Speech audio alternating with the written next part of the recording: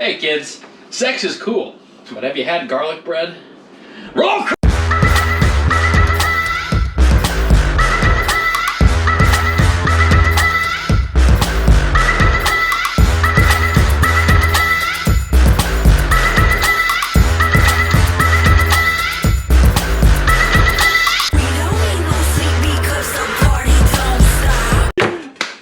Tonight we're going to be making what I call quadruple gooey garlic bread.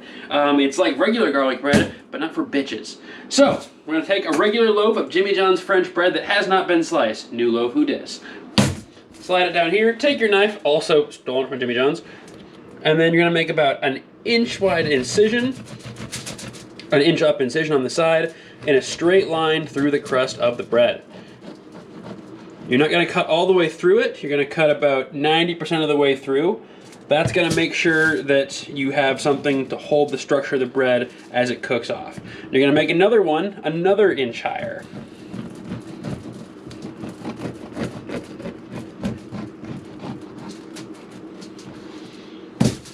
When you feel the backbiting resistance from the other side of the crust, that's when you stop.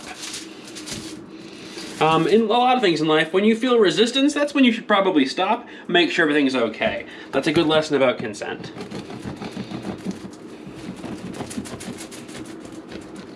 Do we have the More You Know graphic? We should. It probably costs extra. Yeah, I'm sure it does. Alright, so now I've got, holes in my, in a second. So now I've got the scores laid out like this. 1, 2, 3. So I've got 4 layers of bread. Next, you're going to combine all your gooey ingredients into one. We got Huecos Greek yogurt, Anderson Erickson hot jalapeno Mexican style sour cream dip, light Miracle Whip, jalapenos and chopped up green onions, garlic powder, your standard sriracha sauce, a container of Colby Jack cheese, and then a jar of minced garlic that I have back in the fridge. You're going to stir it all up into this. And then you're going to add a nice big handful of the Colby Jack cheese.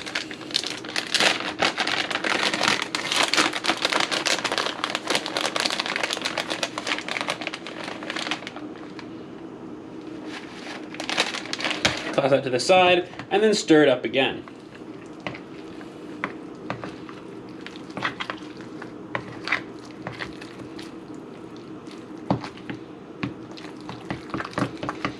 Now remember, it should smell like an Italian's hair gel. That's when you know you've used the proper amount of garlic. I don't know, I don't associate with the Italians.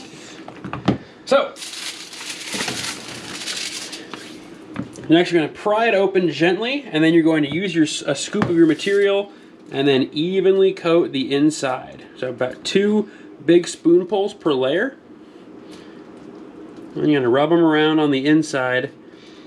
And then we'll do a full rub down with a knife once I get every layer properly accounted for. Don't jam it open too wide or else it'll break. And you're going to have not a loaf but a sandwich. Which is decent, but not what we're going for tonight.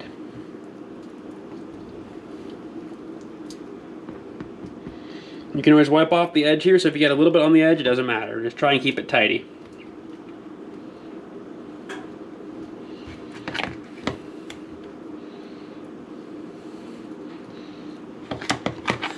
Do you remember the cult classic Nickelodeon television movie, Rugrats in Paris? Yeah. I do. There is a song where they're on Ooey Gooey World. I believe the song is also called Ooey Gooey World. We're about to be in an Ooey Gooey world of our own. The difference is this stuff can be properly consumed, and it's not weird Parisian Japanese robots. That movie was real. That movie holds up, by the way. I watched it with my little brother a couple of years ago. It's quality. Is that the one where Dill is introduced, or is that the one after that? That's the one after that. The Rugrats official, just the Rugrats movie, that's where Dill's introduced, where they get stranded in the wilderness pursued by ravenous circus monkeys. Yeah. Terrifying. Like, 5-year-old Nick had nightmares about monkeys in top hats for like a year after his parents introduced him to that movie. Well, and wasn't there a scene in that one where like Tommy like leaves Dill? Yeah, 100%. Yeah. He like is about to like smash his brother like with a rock or something. Maybe not a rock, but he does leave him in the wilderness. Then he feels bad about it, and then like he has to go rescue Dill from terrifying circus monkeys. Okay, we gotta stop. I'm gonna have nightmares tonight. All right. So then you're gonna want to evenly use the back of the knife so you don't cut anything else. Make sure that you coat the inside layers nice and all the way down. Slide it up. Oh, yas, queen. You're gonna want your layers to be thick with 2 C's, not a CK. If it's thick with a Q, you've gone too far. It's the standard that I've brought myself to. And then you know you've got it properly if you squeeze it and it all bursts out on the sides. Like, yes.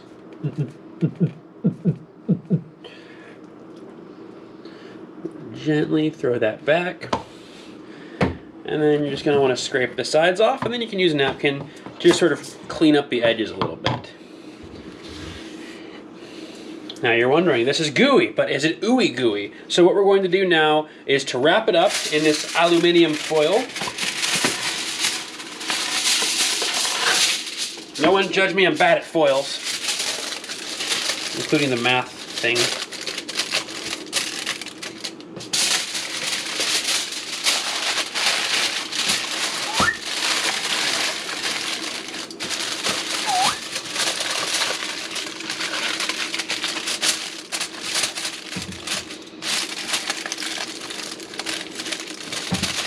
So you've got your loaf all nice and wrapped up right here, and then we're going to toss it in the oven, which we've preheated to 400 degrees. Throw that in for about 6 to 10 minutes. I'm going to check on it after 6. All right, now that 6 to 10 minutes have passed, what we're going to do is just pull it gently out, and we're going to see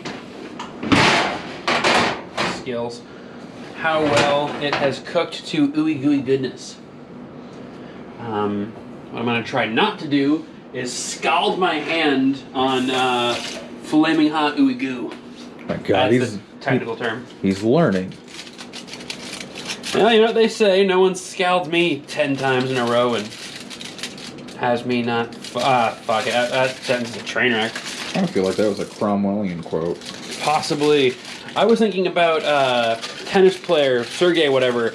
He lost to Jimmy Connors in like the 70s and 80s 12 times in a row. And then like they went into a third set tiebreak the 13th time, and the guy finally wins a game, and he's like, let that be a lesson to you. No one beats me 13 times in a row. Alright, so cool, it's warm. We're gonna slice... Oh, here, let me get a better video for it. My little grip stick works pretty well for this.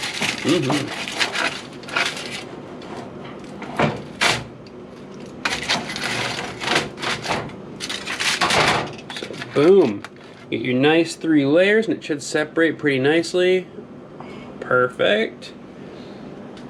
And then if you pick it up from the bottom, you can see the interior. You got all the nice whole wheat, but then also like your thick layers of ooey gooey garlic bread. Bon appetit.